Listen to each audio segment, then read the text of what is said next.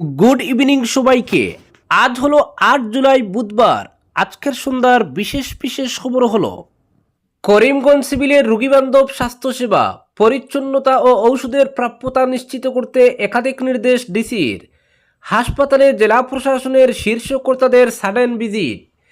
সরকারি স্বাস্থ্য ব্যবস্থাকে আরও স্বচ্ছ, জবাবদিহিমূলক এবং জনমুখী করে তোলার লক্ষ্যে মঙ্গলবার শ্রীভূমি জেলার জেলা আয়ুক্ত প্রদীপ কুমার দ্বিবেদী এবং সহকারী আয়ুক্ত রাশিকা ইসলাম করিমগঞ্জ সিভিল হাসপাতালে আকস্মিক পরিদর্শন করেন।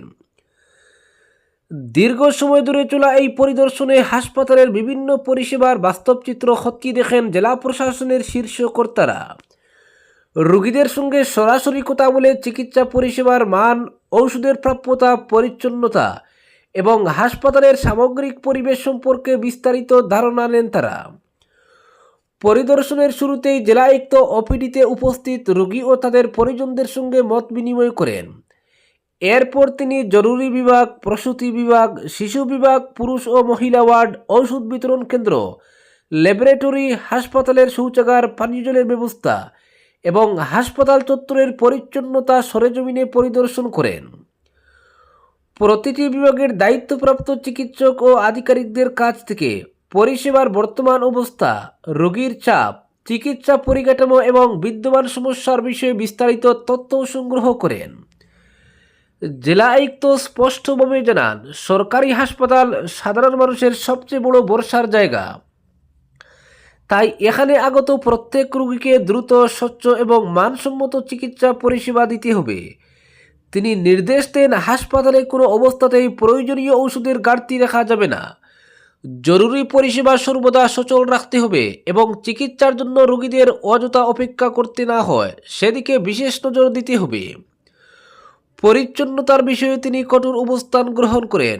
হাসপাতালের প্রতিটি ওয়ার্ড, করিডোর, শৌচাগার এবং বহিরাঙ্গন নিয়মিত পরিষ্কার রাখার পাশাপাশি সংক্রমণ প্রতিরোধে নির্ধারিত স্বাস্থ্যবিধি কঠোরভাবে অনুসরণের নির্দেশ দেন। চিকিৎসক, নার্স এবং স্বাস্থ্যকর্মীদের রোগীদের সঙ্গে সহানুভূতিশীল ও মানবিক আচরণ করার উপরও বিশেষ গুরুত্ব আরোপ করেন তিনি। জেলা আয়ুক্ত হাসপাতালের চিকিৎসা সরঞ্জামের ব্যবহার, শয্যার সংখ্যা, চিকিৎসক ও স্বাস্থ্যকর্মীদের উপস্থিতি, ঔষধের মজুত এবং পরিষেবার গুণগত মান নিয়ে খুঁটিনাটি পর্যালোচনা করেন। কোথাও কোনো ত্রুটি বা ঘাটতি চিহ্নিত হলে তা দ্রুত সংশোধনের জন্য সংশ্লিষ্ট আধিকারিকদের প্রয়োজনীয় ব্যবস্থা গ্রহণের নির্দেশ দেন। একই সঙ্গে স্বাস্থ্য পরিষেবাকে আরও আধুনিক, গতিশীল ও জনবান্ধব করে তুলতে নিয়মিত নজরদারি এবং পর্যালোচনা অব্যাহত থাকবে বলে জানান। প্রশাসনের এই আকস্মিক পরিদর্শনে হাসপাতালের চিকিৎসক ও স্বাস্থ্যকর্মীদের মধ্যে কর্মতৎপরতা লক্ষ্য করা যায়। জেলা আয়ুক্তের উপস্থিতিতে বিভিন্ন বিভাগের কার্যক্রম পর্যালোচনার পাশাপাশি ভবিষ্যতে পরিষেবার মান আরও উন্নত করার লক্ষ্যে একাধিক দিক নির্দেশনা প্রদান করা হয়। পরিদর্শনকালে উপস্থিত ছিলেন সিভিল হাসপাতালের সুপারিনটেন্ডেন্ট ডক্টর শুভ্রাংশু ভট্টাচার্য, হাসপাতালের বিভিন্ন বিভাগের বিশেষজ্ঞ চিকিৎসক, মেডিকেল অফিসার, স্বাস্থ্য বিভাগের আধিকারিক, নার্সিং কর্মী এবং অন্যান্য কর্মচারীরা। অপরদিকে পাথর বালু নিয়ে অবাধ দুর্নীতির কথা স্বীকার বনমন্ত্রীর, শীঘ্রই 200 মহালের টেন্ডার। পাথর বালুর মহালে দুর্নীতি রোধ করতে কঠোর হচ্ছে বন বিভাগ। একই চালান দিয়ে যাতে বারবার মহাল থেকে পাথর বালু তোলা না হয় সেজন্য প্রতিটি গাড়িতে জিপিএস লাগানো বাধ্যতামূলক করা হচ্ছে। তাছাড়া প্রতিটি মহালে ওয়েব ব্রিজ বসানো বাধ্যতামূলক করার কথা জানিয়েছেন বনমন্ত্রী জয়ন্ত মল্ল বড়ুয়া। তবে বন্ধ থাকা মহালে দুর্নীতি বেশি হয় বলে আগামী 45 দিনের মধ্যে আরও 200টি পাথর বালুর মহাল টেন্ডার ডেকে বরাদ দেওয়া হবে বলেও জানান তিনি। প্রশ্নোত্তর পূর্বে বিধানসভায় পাথর বালুর মহালে দুর্নীতির অভিযোগ আনেন কংগ্রেস বিধায়ক জাকির হোসেন শিকদার। তিনি অভিযোগ করেন, বন্ধ মহালে অবৈধভাবে খনন করা হচ্ছে পাথর বালু, সিন্ডিকেট কাজ করছে এর পেছনে। ডিএফও ঠিকাদারদের যে ইন্ডেন দেন, 100 সিএমের ইন্ডেন নিয়ে 4-5 হাজার সিএম বালু পাথর তুলে নিয়ে যান ঠিকাদাররা। একই চালানে বারবার তোলা হয় পাথর বালু। বন বিভাগের কর্মী, অফিসার, পুলিশের জ্ঞাতসারে এই দুর্নীতি চলতে থাকে। বিধানসভায় বনমন্ত্রীও স্বীকার করে নেন পাথর বালুর মহালে দুর্নীতির অভিযোগ। জয়ন্ত বলেন, এই ধরনের তথ্য রয়েছে আমাদের হাতেও, তবে বন বিভাগের দায়িত্ব নেওয়ার পর থেকে নিরাময়ের চেষ্টা শুরু করেছি। পাথর বালুর জন্য ঠিকাদারদের যে পারমিট দেওয়া হয় সেটা নির্দিষ্ট কাজে ব্যবহারের জন্য দেওয়া হয়, কিন্তু সেই এক পারমিটে মহালের মতো কারবার চালানো হয় বলে তথ্য রয়েছে আমাদের হাতেও। তবে সরকার বালু পাথরের মহালে দুর্নীতি রোধে কঠোর হচ্ছে বলে জানান তিনি। বনমন্ত্রী বলেন, বন্ধ থাকা রাজ্যের আরও প্রায় 200টি পাথর বালুর মহাল আগামী 45 দিনের মধ্যে টেন্ডার ডেকে বরাদ দেওয়া হবে। অনলাইনে টেন্ডার হবে, লেসির হাতে দেওয়া হবে। তাছাড়া মহালে যেসব গাড়ি চলাচল করে তাতে জিপিএস লাগানো বাধ্যতামূলক করা হচ্ছে। পরিবহন বিভাগ এবং বন বিভাগ সেই গাড়িগুলির উপর নজর রাখবে। গাড়ি একবার ট্রিপ দিচ্ছে না একই চ্যানেলে বারবার ট্রিপ দিচ্ছে সেটা দেখা হবে। প্রতিটি মহালকে এই নির্দেশ দেওয়া হয়েছে। তাছাড়া প্রতিটি মহালে বালু পাথর বোঝাই গাড়ির ওজন নিতে ওয়েব ব্রিজ বসানো বাধ্যতামূলক করার কথাও জানিয়েছেন বনমন্ত্রী। তিনি বলেন, মহালে ওয়েব ব্রিজ বসানো আগে থেকেই বাধ্যতামূলক রয়েছে, কিন্তু তাতে শিথিলতা ছিল, তাই কার্যত কোনো মহালেই নেই ওয়েব ব্রিজ। তবে বন বিভাগের রাজস্ব যাতে চুরি না হয়, একই চালানে গাড়ি যাতে বারবার বালু পাথর নিয়ে যেতে না পারে, সেজন্য ওয়েব ব্রিজ বসানো বাধ্যতামূলক করা হয়েছে। বালু পাথরের মহালে দুর্নীতি রোধে একই ধরনের বেশ কিছু সংস্কারের পদক্ষেপ নেওয়া হবে।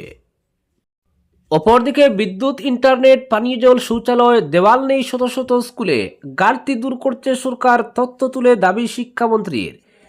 কেন্দ্রীয় স্কুল শিক্ষা দপ্তরের অধীন প্রধানমন্ত্রী পোষণ স্কিমের প্রকল্প অনুমোদন বোর্ডের সুপারিশে আসামের স্কুল শিক্ষায় যেসব ঘাটতি ফুটে উঠেছে পর্যায়ক্রমে তা মেটানোর ব্যবস্থা হচ্ছে।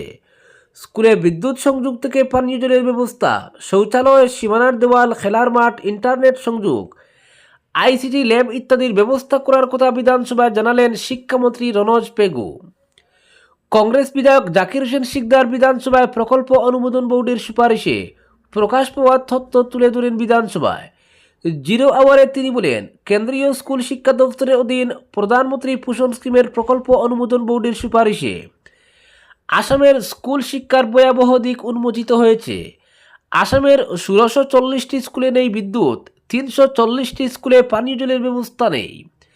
তাছাড়া ইন্টারনেট সংযোগ নেই 867টি স্কুলে, সীমানার দেওয়াল নেই 20,547টি স্কুলে, 7,710টি স্কুলে নেই খেলার মাঠ, মেয়েদের শৌচালয় নেই 360টি স্কুলে, 591টি স্কুলে নেই ছেলেদের শৌচালয়ও। তাছাড়া 11,282টি উচ্চ মাধ্যমিক এবং সিনিয়র সেকেন্ডারি স্কুলের মধ্যে 4,637টি স্কুলে নেই আইসিটি ল্যাবের সুবিধাও। তাই বিরোধী বিধায়কের প্রশ্ন, শিক্ষা ব্যবস্থায় এতটা ঘাটতি নিয়ে আসাম কি করে দেশের শ্রেষ্ঠ 5 রাজ্যের তালিকায় স্থান পাবে? তবে শিক্ষামন্ত্রী স্কুল শিক্ষায় প্রতিটি ঘাটতি পূরণের কথা জানিয়েছেন বিধানসভায়। তিনি বলেন, 1640টি স্কুলে বিদ্যুৎ সংযোগ নেই বলা হয়েছে, কিন্তু এর মধ্যে 463টি স্কুলে ব্যবস্থা করা হয়েছে সৌর বিদ্যুতের। ফলে বিদ্যুৎ না থাকা স্কুলের সংখ্যা এখন হচ্ছে 676টি, যা রাজ্যের মোট স্কুলের মধ্যে মাত্র 1.53%। বাজেটে আরও 4 কোটি টাকা ধার্য করা হয়েছে বাকি থাকা স্কুলে সৌর বিদ্যুতের জন্য। ফলে 100% স্কুলেই বিদ্যুতের ব্যবস্থা হয়ে যাবে। 2024-25 সালের রিপোর্টে এসেছে 360টি স্কুলে মেয়েদের শৌচালয় নেই। সেই রিপোর্ট আসার পর ব্যবস্থা করা হয়েছে শৌচালয়ের। ফলে রাজ্যে মেয়েদের শৌচালয় না থাকা স্কুলের সংখ্যা এখন 0। তবে 283টি স্কুল রয়েছে যেখানে ছেলেদের শৌচালয় নেই। সেই সংখ্যাও মোট স্কুলের 1%-এর কম। তাছাড়া 11,282টি উচ্চ মাধ্যমিক এবং সিনিয়র সেকেন্ডারি স্কুলের মধ্যে প্রতিটিতে ন্যূনতম একটি ডিজিটাল ডিভাইস দেওয়া হয়েছে। শিক্ষামন্ত্রী জানান, স্কুল শিক্ষায় 3টি ডিভাইস চলছে, কোথাও আইসিটি ল্যাব, কোথাও টেলি এডুকেশন, কোথাও স্মার্ট ক্লাসের ব্যবস্থা রয়েছে। গুয়াহাটি, ডিফু, ধেমাজি, শিলচর, কোকরাঝার এই 5টি স্থানের স্টুডিও থেকে লাইভ ক্লাস করানো হয় ছাত্রছাত্রীদের। কোথাও রয়েছে স্মার্ট ক্লাসরুম।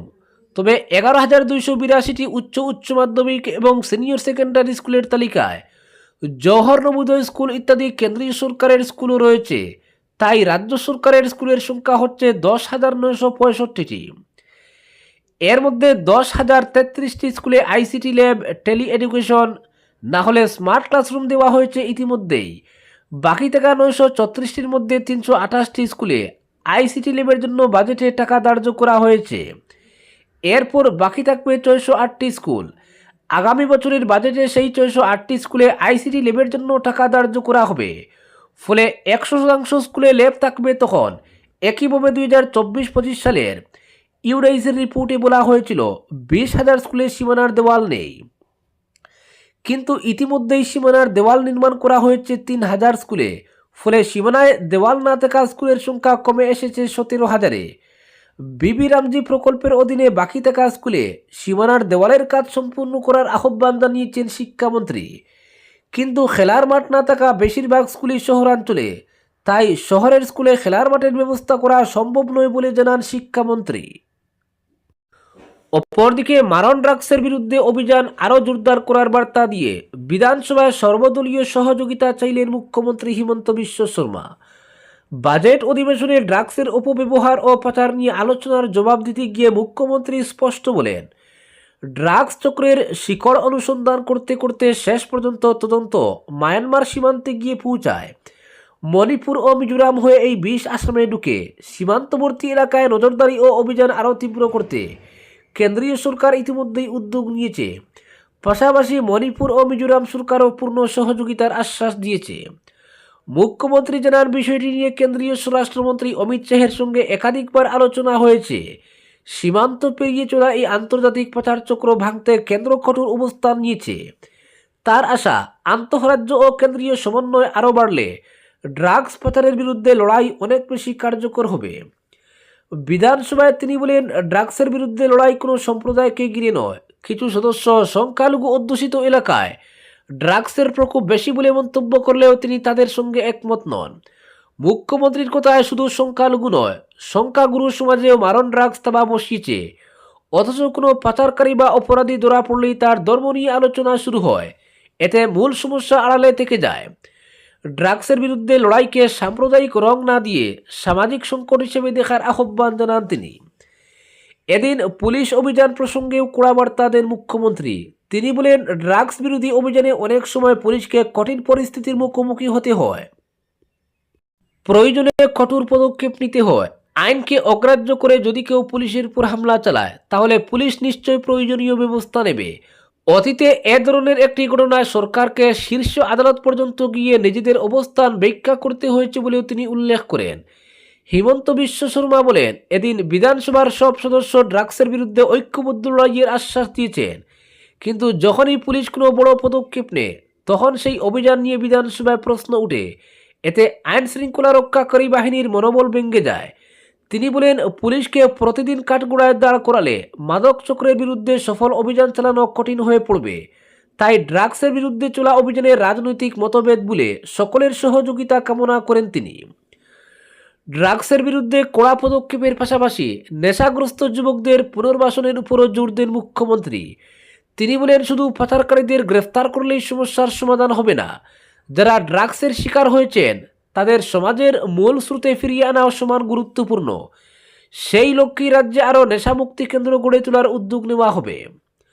তবে বর্তমানের বহু নেশামুক্তি কেন্দ্রের কার্যকলাপ নিয়ে উদ্বেগ প্রকাশ করেন তিনি। মুখ্যমন্ত্রীর অভিযোগ, বেশ কিছু কেন্দ্রে উল্টে ড্রাগসের লেনদেন ও সেবনের অভিযোগ পাওয়া যাচ্ছে। যে কেন্দ্রগুলির কাজ নেশা ছাড়ানো, সেগুলিও কোথাও কোথাও ড্রাগস সেবনের আখড়ায় পরিণত হয়েছে। তাই অভিজ্ঞ স্বেচ্ছাসেবী সংস্থাগুলিকে নেশামুক্তি কেন্দ্র পরিচালনার জন্য এগিয়ে আসার আহ্বান জানান তিনি। সরকার এর জন্য একটি পৃথক প্রকল্প আনবে এবং আর্থিক সহায়তা দেবে বলে ঘোষণা করেন। আজকের বিশেষ সংবাদ এখানেই সমাপ্ত।